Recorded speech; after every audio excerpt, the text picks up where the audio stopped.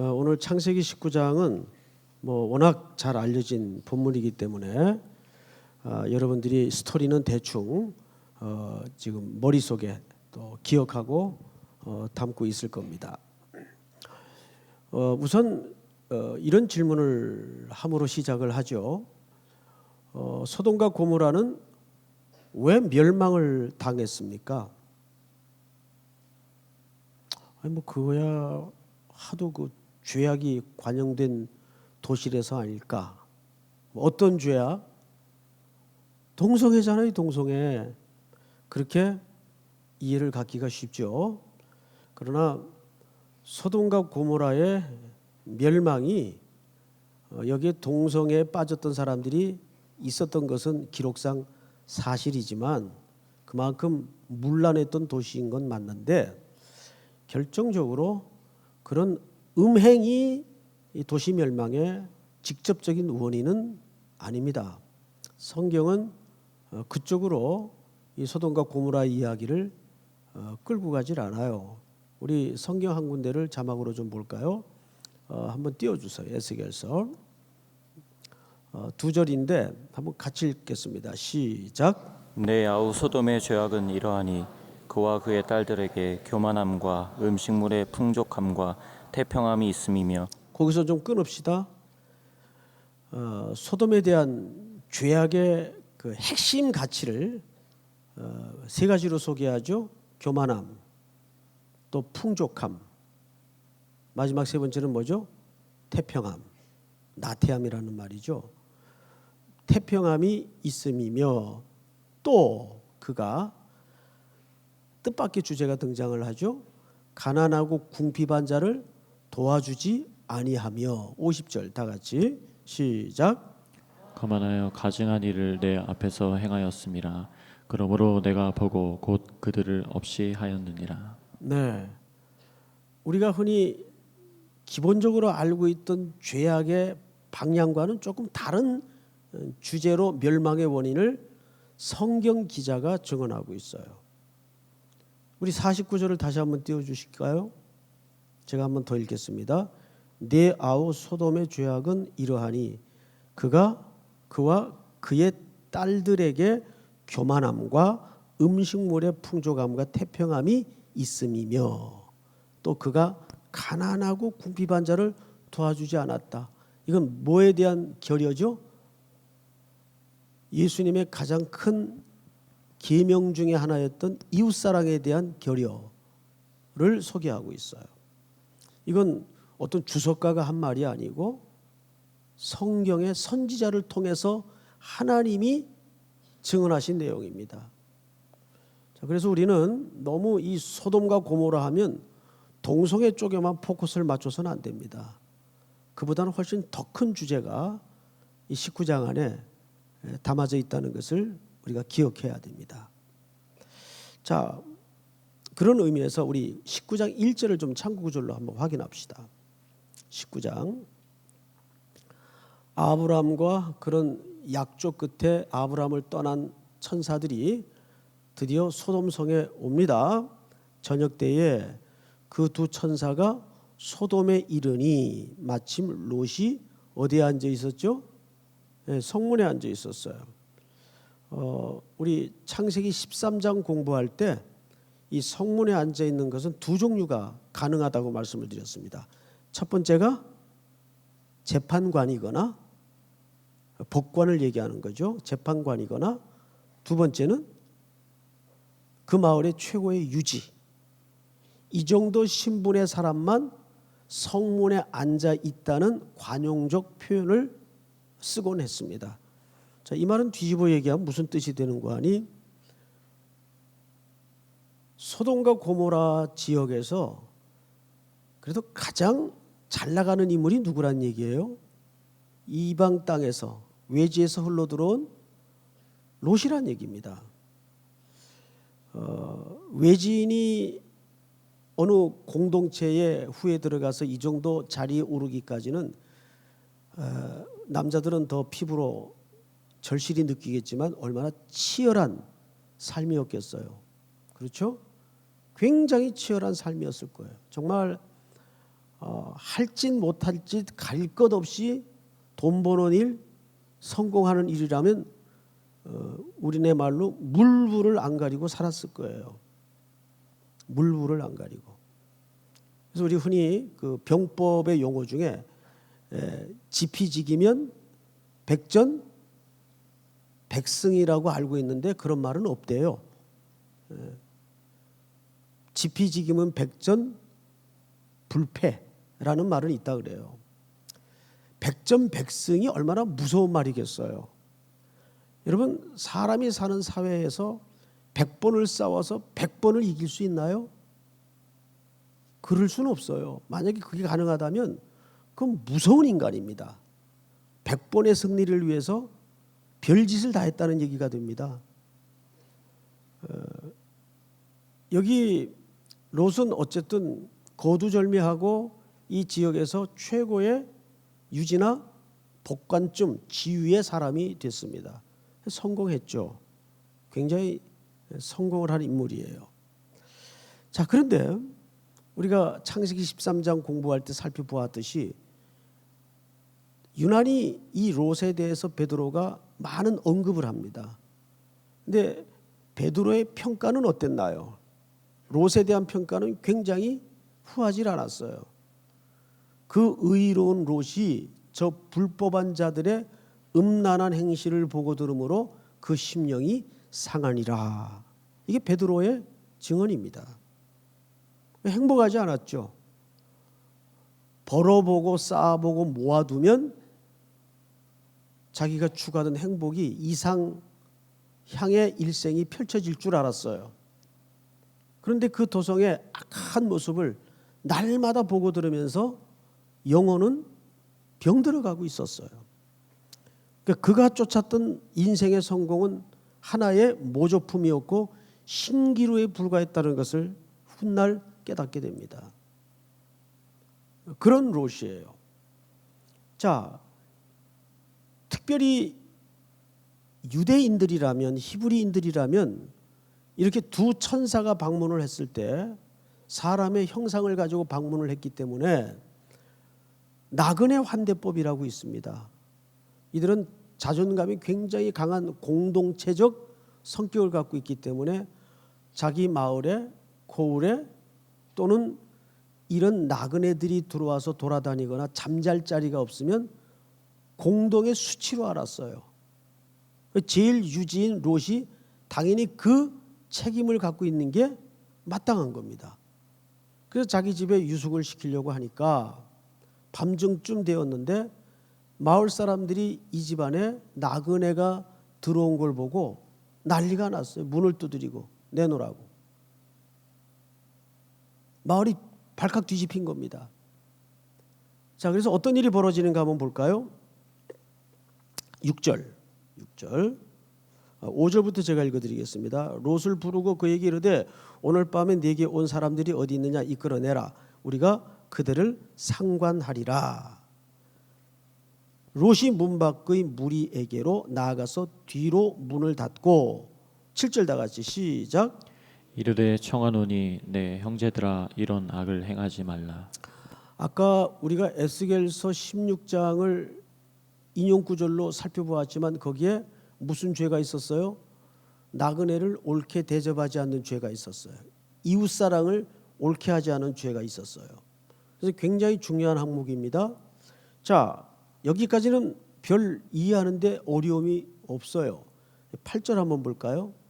내게 남자를 가까이 하지 아니한 두 딸이 있노라. 청하건대 내가 그들을 너희에게로 이끌어내리니 너희 눈에 좋을 대로 그들에게 행하고 이 사람들은 내 집에 들어왔은즉 이 사람들에게는 아무 일도 저지르지 말라. 자, 이제 앞을 잠깐 보십시다. 이 부분 어떻게 생각하세요? 윤리적으로 이게 딸들의 무슨 이웃집 아저씨가 한 얘기가 아니에요. 누가 한 얘기입니까? 아버지가 한 얘기예요. 이런 아버지가 있을까요? 이 보면 늘 진짜 세상 망할 세상이었구나 이러고 넘어가시렵니까? 아무리 망할 세상이 됐다 해도 아버지가 딸들을 이렇게 내몰 의도가 있을까요? 그래서 우리는 성경을 읽을 때 첫째는 문맥에서 봐야 되고, 둘째는 그 문자를 넘어서 항상 하나님의 뭘 보라고요? 표정을 보라고요. 표정. 예를 하나 드려보죠. 빚쟁이가 왔어요. 빚달림 받아보신 적 있나요? 참 그거 사람이 당할 짓이 못 됩니다.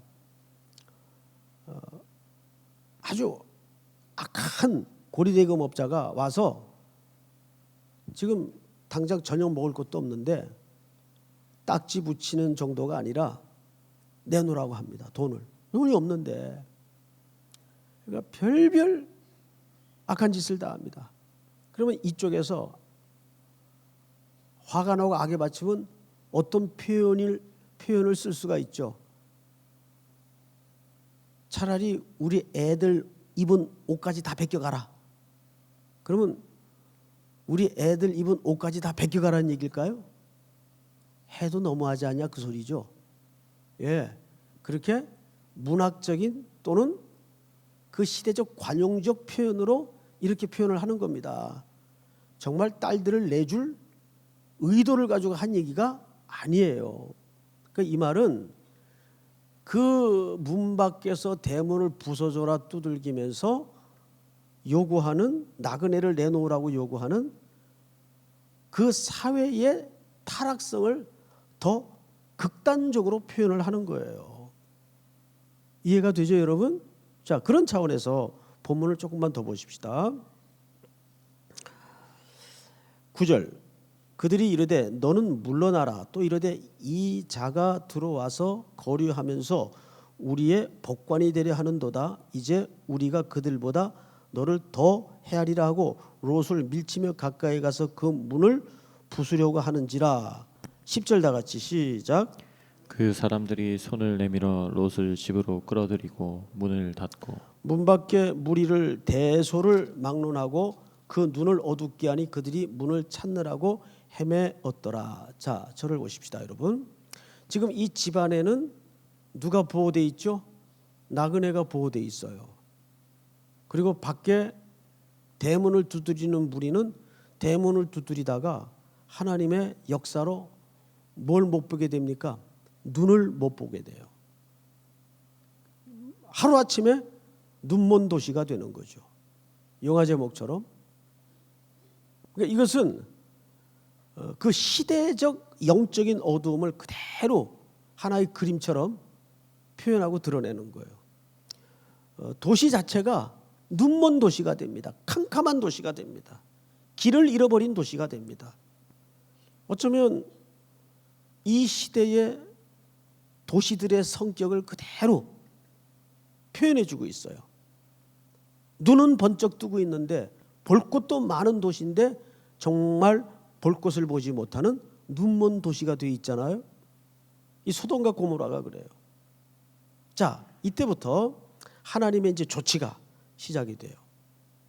어떻게 이 상황을 하나님께서 풀어가시는가를 이제 잘 보십시다. 12절. 그 사람들이 롯에게 이르되 이 외에 네게 속한 자가 또 있느냐? 그 사람들은 천사들을 얘기하겠죠. 네 사위나 자녀나 성 중에 네게 속한 자들을 다 성 밖으로 이끌어내라. 이 성을 이제 유황불로 심판하기 위해서 롯과 함께한 공동체를 성 밖으로 불러냅니다. 하나님의 백성들을 불러내요. 신약에서 이걸 뭐라 그러죠? 교회라고 말하죠. 에클레시아가 뭐예요? 불러냄을 입은 자. 멸망의 자리에서, 죽음의 자리에서 불러냄을 입은 자가 교회입니다. 자, 그런데 13절, 그들에 대한 부르짖음이 여호와 앞에 크므로 여호와께서 이곳을 멸하시려고 우리를 보내셨나니 우리가 멸하리라. 이제 천사가 이제 멸망을 확정짓습니다. 이 도성에 대한 죄악을 확인하고 롯이 나가서 그 딸들과 결혼할 사위들에게 말하여 이르기를 여호와께서 이 성을 멸하실 터이니 너희는 일어나 이곳에서 떠나라 하되 그의 사위들은 뭐로 여겼더라? 예, 농담으로 여겼더라. 결혼할 사위라는 것은 정혼한 관계라는 뜻입니다. 유대인의 결혼은 정혼하면 법적으로 부부입니다. 아직 뭐만 남긴 거죠? 결혼식만 남긴 거예요. 그래서 유대인들은 1년에 걸쳐 결혼을 2번 하죠. 결혼을 2번 하는 게 아니라 식을 2번 하죠. 정혼은 신부 집에서 하고 메인 이벤트 결혼식은 신랑 집에서 합니다. 그러니까 요한복음 2장의 그 가나 혼인 잔치는 첫 번째 정혼식입니까? 두 번째 결혼식입니까? 두 번째 결혼식인 거예요. 신랑 집에서 펼쳐지는 최고의 순간이죠. 그러니까 이 롯의 2 딸들과 결혼할 이 사위들은 실질적으로 법적인 부부요 한 가족입니다. 사위들만 등장하는 것은 사실상 정혼한 관계이기 때문에 남자들이 등장을 하는 거예요. 자, 하나님은 이 가족을 구원하기 위해서 롯을 통해 메시지를 줍니다. 그들을 다 끌어내라. 그랬더니 사위들이 그 집안 제사장격인 롯의 메시지를 듣고 나타낸 반응, 뭘로 여겨요? 농담으로 여겼더라. 농담이라는 말은 히브리 말로 작게 또 실질적인 직역을 하자면 먼지처럼 털어버리는 거예요. 이 뭐야 이거? 털어버리는 거예요. 하고 예수 믿어야 된다. 교회 나가야 된다. 어머니나 나가세요. 아버지나 나가세요. 어머니나 예수 잘 믿으세요. 이런 광명천지 무슨 촌스럽게 교회를 나가요. 예수를 믿어요. 어떻게 여기는 거죠? 진리에 대해서 눈이 열어지지 않으니까 먼지처럼 여기는 거예요. 먼지처럼. 풀을 털어버리는 거예요. 자, 그러고 나서 이제 어떤 일이 벌어지는가? 15절. 동틀 때에 지금부터 이 해의 시간적 위치를 잘 보셔야 됩니다. 지금 15절은 언제입니까? 동이 틀 때입니다. 그러면 시간적으로 언제일까요? 이른 아침 또는 새벽이에요. 굉장히 이른 아침이에요. 동이 틀 때니까. 자, 동이 틀 때에 천사가 롯을 재촉하여 이르되 일어나 여기 있는 내 아내와 2 딸을 이끌어 내라. 이 성의 죄악 중에 함께 멸망할까 하노라. 그러니까 하나님이 사실은 이 롯과 그 가족들보다 더 급한 표정이 역력히 드러나. 그죠? 오히려 롯과 그 가족들은 왠지 좀 느긋한 것 같아요. 아직도 이 심판의 그 돌연성과 긴박성에 대해서 감이 잘 없는 것 같아요. 그런데 그걸 정확히 계획하신 하나님은 얼마나 다급하고 급했을까요? 계속 잡아 끕니다. 빨리 나가야 된다. 빨리 나라. 빨리 피해라. 자, 그런데 15절을 잘 보세요. 동틀 때에 네 아내와 2 딸을 이끌어 내라. 이 성의 죄악 중에 함께 멸망할까 하노라. 그러나 롯이 뭐하며? 지체하며. 롯이 지금도 뭔가 미련이 남았어요. 쉽게 못 떠나요. 이 도시의 매력에 롯이 쉽게 못 떠나요. 뭔가 끈적거리는 어떤 연민이든지 뭔가 아직 있어요. 이 도시에 대해서, 삶의 터전에 대해서, 그 달콤함에 대해서 끊어내질 못하는 거예요. 그리고 보세요. 지체함에 그 사람들이 드디어 롯의 손과 그 아내의 손과 2 딸들의 손을 잡아 인도하여 성 밖에 두니, 결국 성 밖에도 롯이 나온 겁니까? 이끌려 나온 겁니까? 손에 붙잡혀 끌려 나왔어요. 그리고 보십시다. 여호와께서 그에게 자비를 더하심이었더라. 할렐루야. 구원은 1서부터 100까지가 주님의 경륜입니다. 우리가 마음이 동하고 눈물이 나고 돌이킬 마음이 생겨서 하나님 앞에 돌아온 게 절대 아니에요. 우리는 하나님의 어떤 강제적인 방법이 아니면 정신이 안 드는 존재예요. 이거는 정말입니다. 아 뜨거워해야 놀라는 분들이 몇 분 계신데 아 뜨거워해야 정신이 나요. 아 뜨거워해야. 그렇기까지는 우린 절대 그거를 못 놔요. 손 떼지 못해요.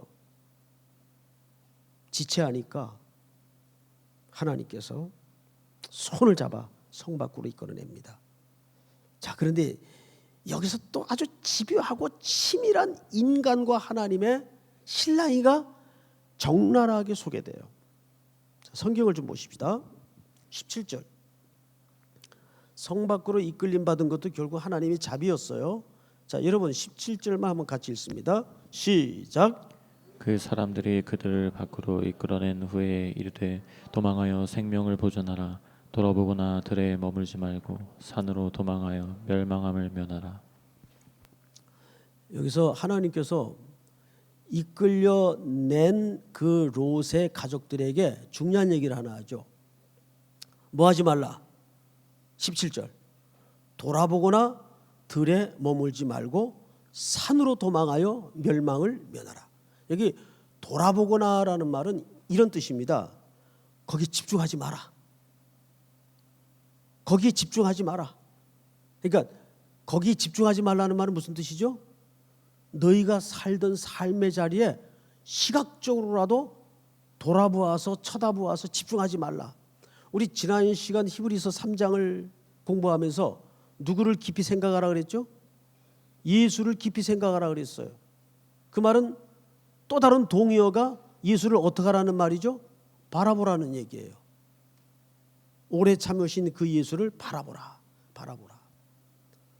이유는 왜 그분을 우리가 바라봐야 되냐면 두 가지 이유 때문이었습니다. 신분적으로 우리가 하늘에서부터 소명을 받은 존재고 부름을 받은 존재고 이 땅에선 거룩하게 구별된 존재이기 때문에 현 주소는 땅에 발을 딛고 살지만 땅에 재직을 하고 있지만 실제 우리가 영원한 본적 돌아갈 곳은 본향이 위에요. 하나님의 나라예요. 그래서 오늘 이 본문도 사실은 큰 범주에서 하나님의 나라 범주에서 점점 시각을 고정시켜야 됩니다. 자, 여기 무슨 하나님의 나라가 등장을 할까?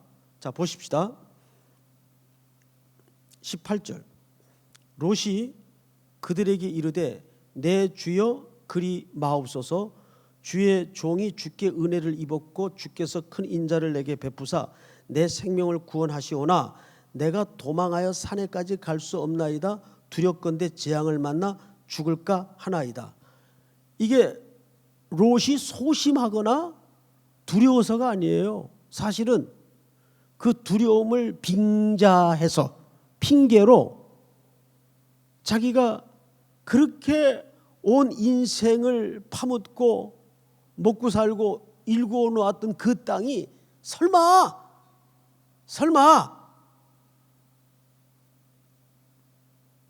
못 떠나는 거예요. 그러니까 핑계를 이렇게 대는 겁니다. 도저히 거기까지는 갈 수가 없고 중간 지점쯤 타협을 요청합니다. 자, 거기가 소알이라는 데예요. 20절 다 같이 시작. 보소서 저 성읍은 도망하기에 가깝고 작기도 하오니 나를 그곳으로 도망하게 하소서. 이는 작은 성읍이 아니니 내 생명이 보존되리이다. 자, 여기가 소알 성입니다.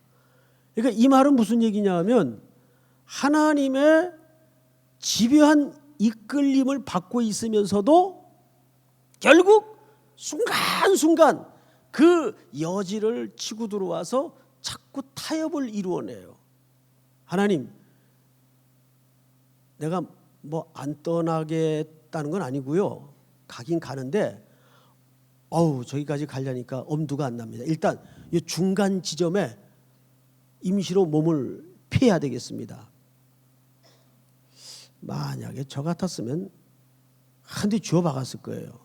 너 왜 이렇게 질기냐? 왜 이렇게 말을 안 듣냐? 그랬을 거예요. 그런데 여기서 기가 막힌 하나님의 얼굴을 만나요. 21절 제가 읽습니다. 그가 그에게 이르되 내가 이래도 네 소원을 들었은즉 네가 말하는 그 성읍을 멸하지 아니하리니. 그걸 하나님이 어떻게 하세요? 또 들어주세요. 아 그래? 알았다. 하나님은 우리 부모님들처럼 그저 다 속아주세요. 궁극적인 목적지를 위해서 하나님은 다 속아주시고 다 들어주세요.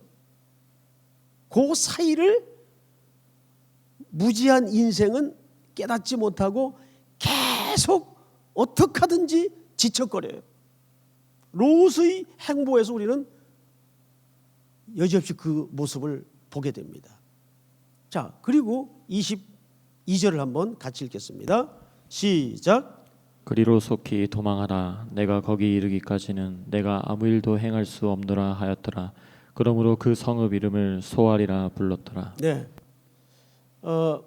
하나님께서 이 롯의 말도 안 되는 요구를 들어주시고 또 무슨 약속까지 하냐면 이 택한 백성이기에 그래 막 그 정도 좋다. 우선 네가 그 성읍을 떠난 것만으로도 내가 참 감격스럽다.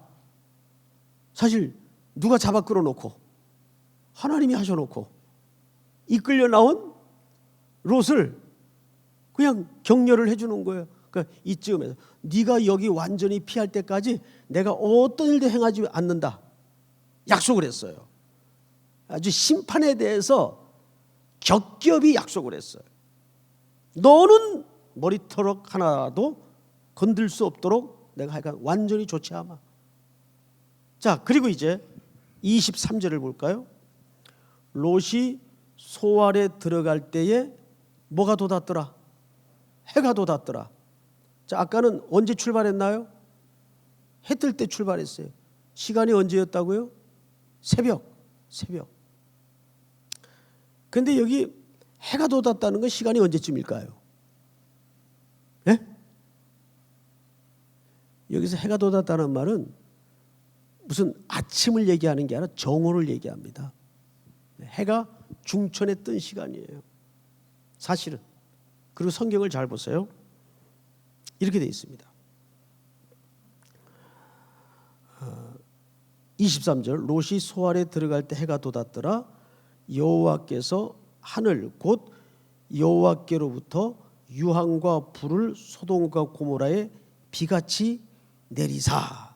자, 여러분 잘 보세요. 앞을 잠깐 보십시다. 롯이 소알에 들어와서야 뭐가 시작이 됩니까? 심판이 시작이 돼요. 소돔과 고모라를 떠나서 노정의 길로 오는 과정에 심판이 시작된 게 아니에요. 롯이 일단 여기에 머물렀으면 좋겠습니다라고 제안한 그 소알에 안전하게 도착하는 걸 보고서야 하나님이 뭘 시작하세요? 심판을 시작하세요. 근데 문제는 아내가 이제 문제가 생겼어요. 자, 롯의 아내를 좀 보십시다.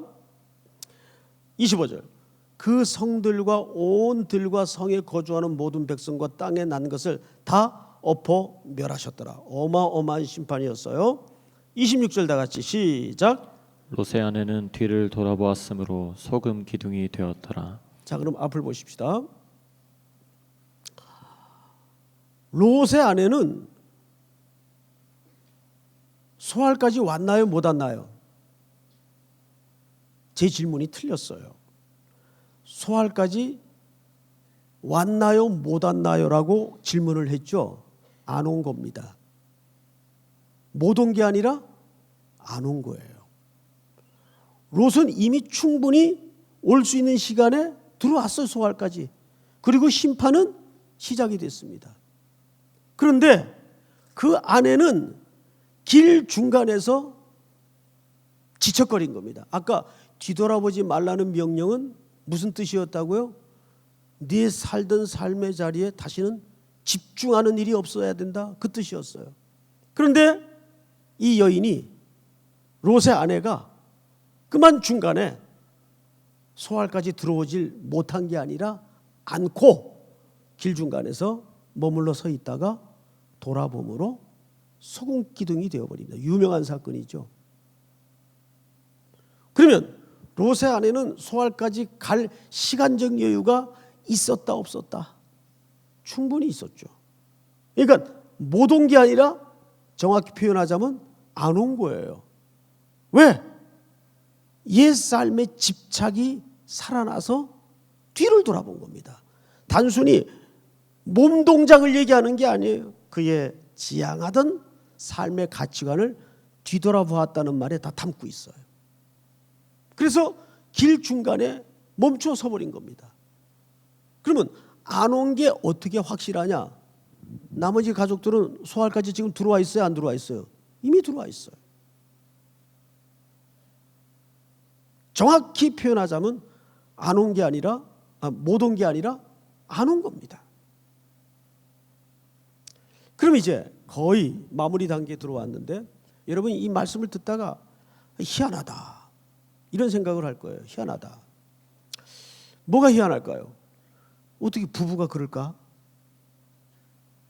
한 사람은 구원함을 얻었어요. 그런데 한 사람은 돌아봄으로 구원함을 얻지 못했어요. 자, 그런데 여기서 냉정하게 평가를 좀 해보십시다. 여러분 생각에 롯이 훨씬 낫다고 보세요? 아니에요. 롯과 그의 아내는 50보 100보도 아니고 똑같아요. 정확하게 똑같아요. 롯은 지체하려고 했어요. 그런데 그를 소알까지 인도한 것은, 보호하신 것은 철저히 누구의 주권입니까? 예, 하나님의 주권하심과 구원이에요. 그런데 그의 한 몸을 섞어 살고 자녀까지 낳은 아내는 오다가 중간에 지체하면서 돌아보다가 옛 삶에 시선을 돌리다가 소금 기둥이 되는 유명한 인물이 되고 말았어요. 자, 이게 뭘까? 우리는 결론으로 예수님이 이 일을 어떻게 해석하셨는가를 한번 확인해 보는 겁니다. 누가복음 17장 다 같이 여세요. 자막 없어요. 누가복음 17장.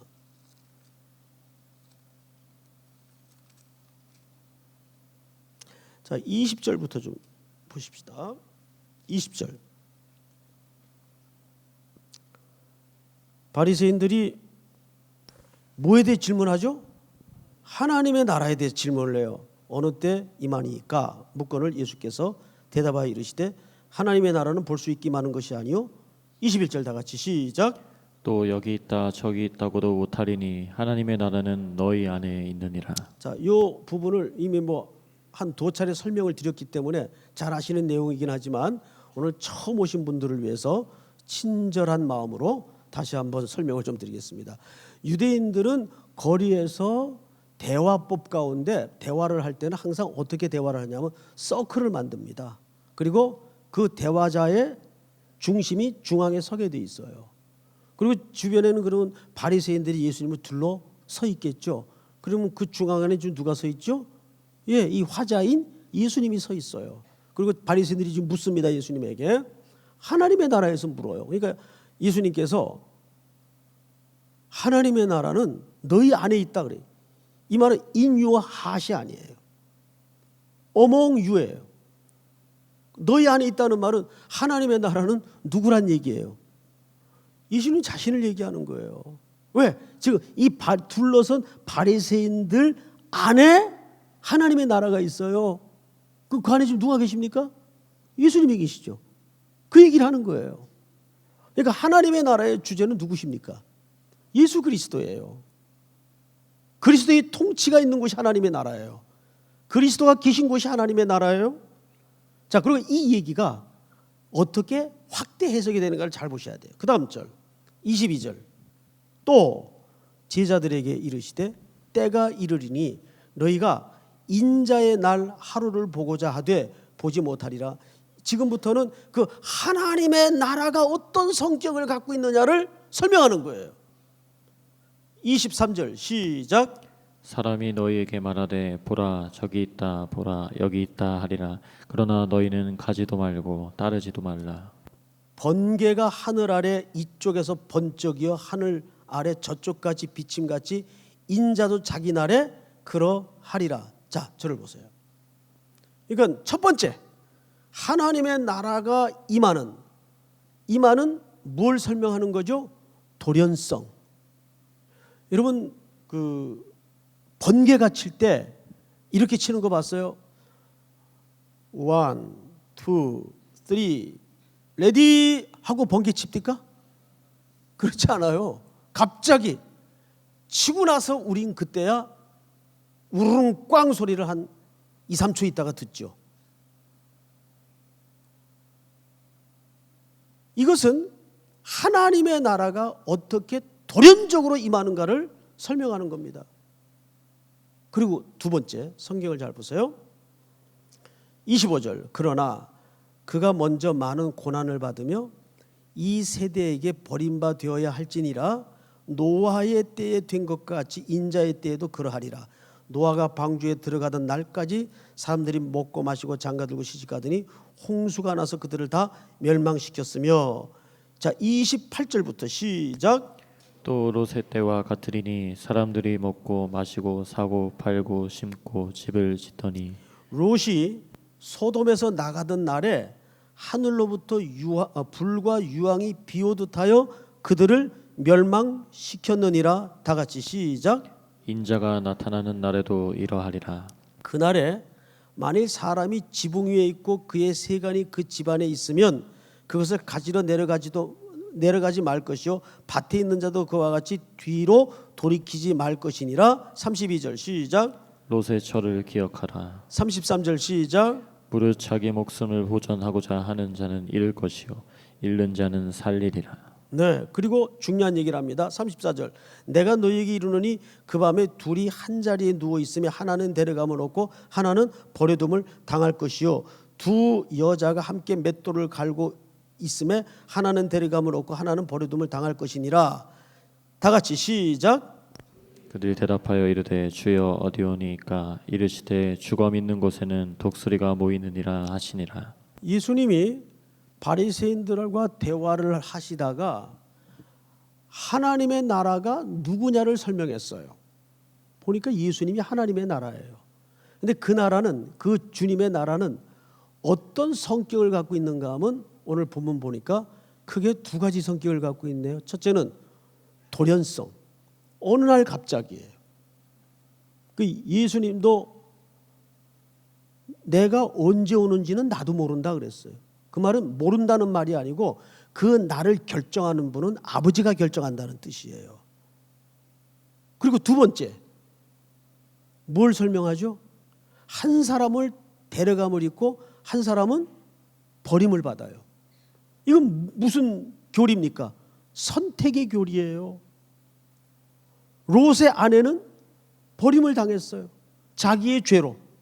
그런데 롯은 그러면 좀 잘나서 구원을 받았나요? 아니에요.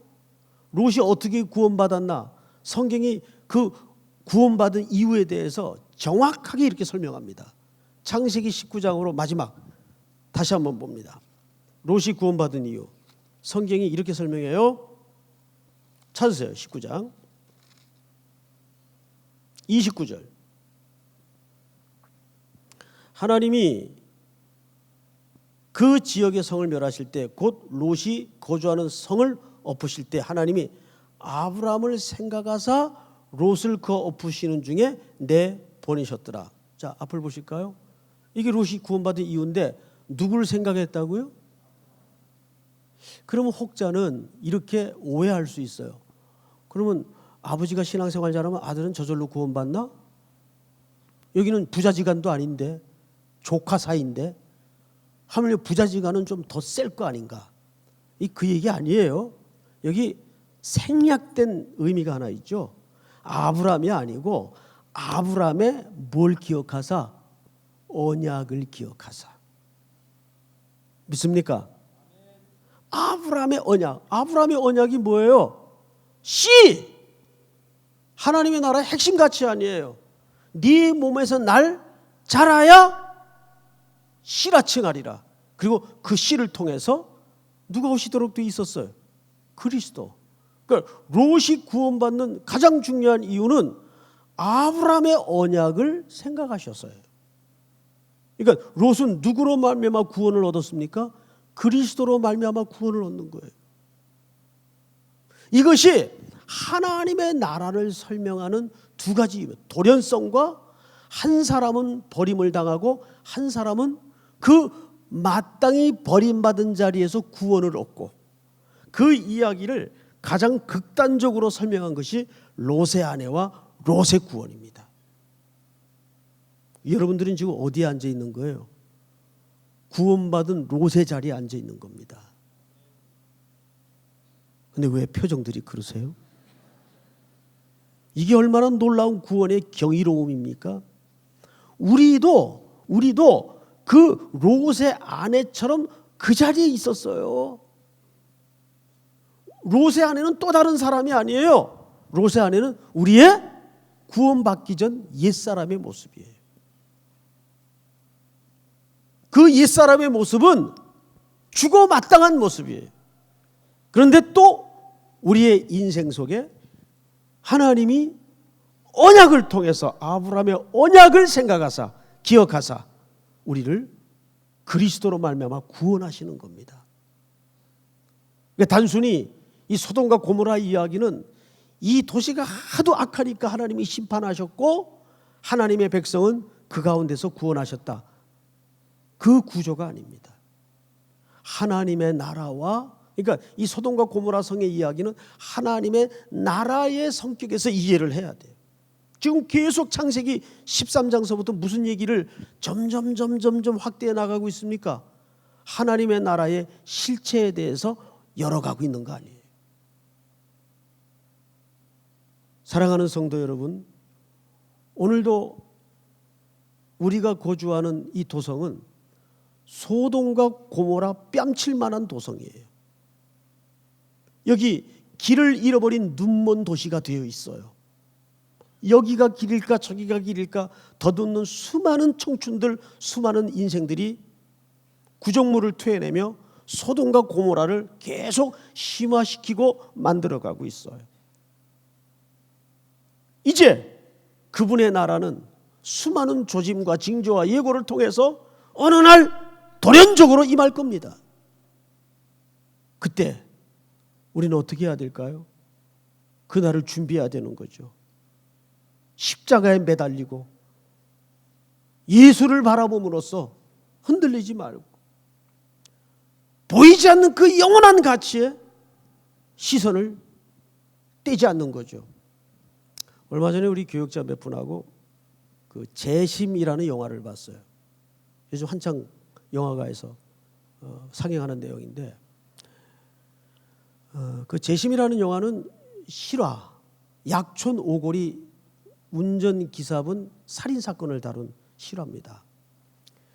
그 강하늘 씨가 이제 주인공으로 등장을 하는데, 이 청년이 그 기술공무원 고시생이었어요.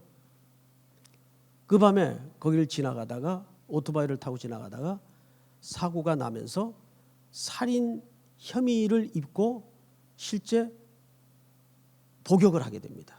누명을 씌운 거죠. 경찰관들이. 그 10년 복역을 하고 나오니까 세월도 가고 청춘은 망가졌어요. 그 억울한 시간을 누가 보상하겠습니까? 저는 그 영화를 보면서 이 거대한 구조적 악을 봤어요. 야, 그 경찰 범법자들은 그래도 일말의 불안감, 이게 나쁜 짓이라는 감각을 가지고 죄를 지어요. 범법자들은. 그런데 경찰관들은 떳떳한 신분으로 무감각하게 거침없이 탐욕에 붙잡혀서 이익에 붙들려서 무고한 사람들 고민하고 거짓 증인을 받아내고 사건을 조작하여 만들어갑니다. 범인을 잡았는데도 범인을 코너로 몰아넣죠. 넌 범인 아니야. 그 한마디에 걔는 범인이 아닌 거예요. 자백을 했는데도.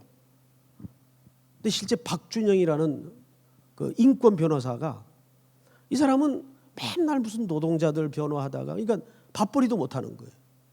박봉해, 많은 빚에, 가정도 책임지기 어려운 그런 상황에 가난한 변호사예요. 거대한 로펌의 유혹을 받죠.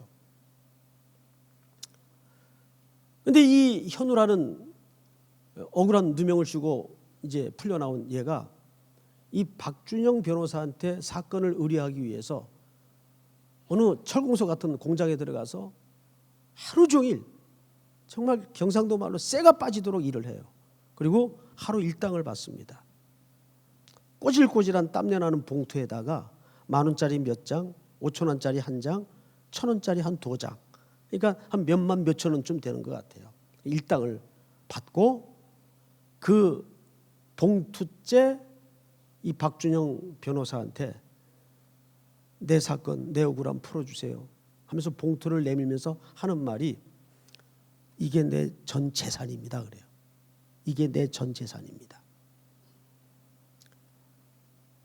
그리고 사건을 해결하기 위해서 동분서주 뛰어다니다가 계속 이 변호사는 궁지로 몰아넣습니다. 자기 자신을. 위험도 만나고. 그때 거대 로펌 오너가 그렇게 허기가 가득한 얼굴로 꼬질꼬질한 채 그 돈도 안 되는 사건을 쫓아다니는 후배를 딱히 여겨서 계단으로 내려가는 그 친구를 불러 세워요. 우리 회사에서 나랑 정식으로 일하지. 그러면 어마어마한 인생이 바뀌는 겁니다. 거대 로펌에 들어가는 거니까. 먹고 사는 문제 해결하는 것은 물론이고. 그때 계단에 내려가다가 돌아서서 그 로펌 오너에게 가슴에 품고 다녔던 그 누명을 씌웠던 청년이 건네준 전 재산 봉투를 꺼내들면서 이런 얘기를 합니다. 당신은 수임료로 전 재산을 받아본 적 있습니까? 그러니까 흠칫 뒤로 물러서죠. 나는 수임료로 전 재산을 받았습니다. 그건 몇만 원밖에 안 돼요. 저는 그 장면이 제일 남아요. 과연 우리가 이 소돔과 고모라 같은 도시에서 그런 가치를 탈색시키지 않고 살아간다는 것은 참 힘겨운 싸움 같아요. 결국은 모든 진상이 드러납니다. 그리고 헝클어졌던 여러 사람의 삶의 자리가 다 제자리로 돌아가게 되죠. 끝까지 침묵하지 않았던, 그리고 끝까지 거대한 불의한 조직 앞에 포기하지 않았던 한 지푸라기 같은 변호사 한 사람의 수고 때문에 모든 사람들이 다 제 삶의 자리로 돌아가게 됩니다. 물론 그래서 세상이 바뀌는 건 아닐 거예요. 그래도 썩어가는 것을 방진할 수 있다고 봐요.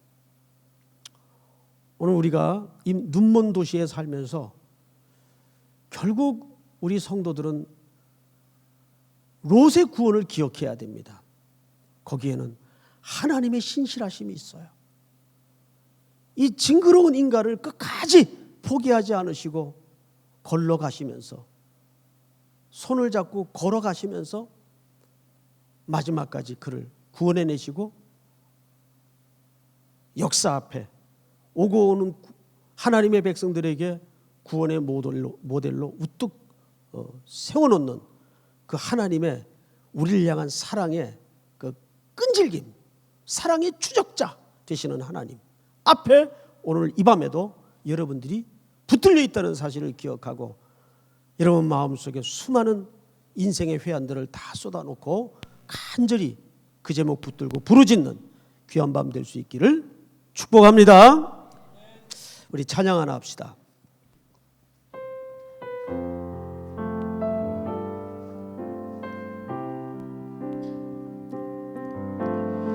주님 다시 오실 때까지 나는 이 길을 가리라.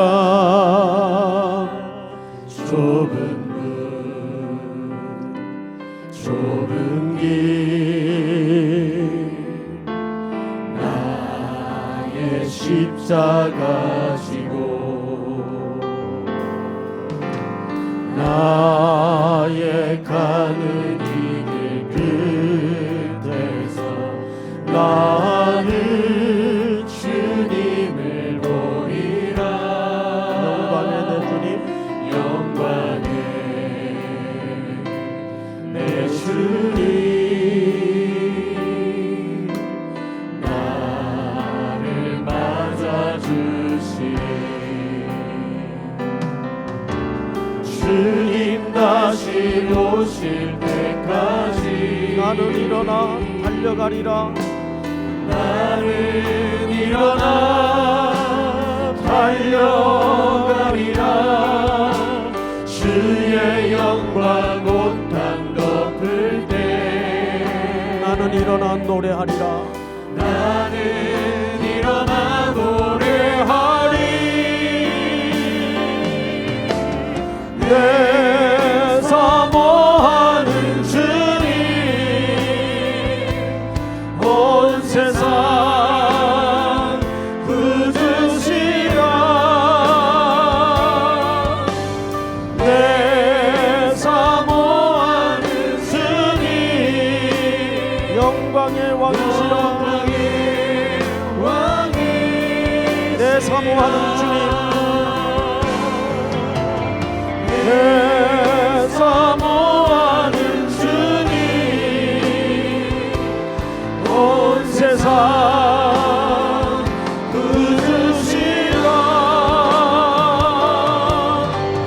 내 사모하는 주님, 영광의 왕이시라. 우리 한번 다 같이 기도합시다.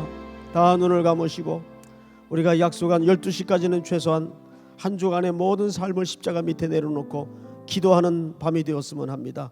이 시간은 다른 기도 일절하지 마시고 먼저 오늘 주신 말씀을 묵상하면서 기억하면서 자기에게 개인적으로 하나님이 말씀을 듣는 가운데 주신 그 제목들을 구체적으로 놓고 하나님 앞에 간절히 좀 길게 호흡을 길게 하면서 우리 한번 주여 부른 다음에 통성으로 다 같이 기도합니다.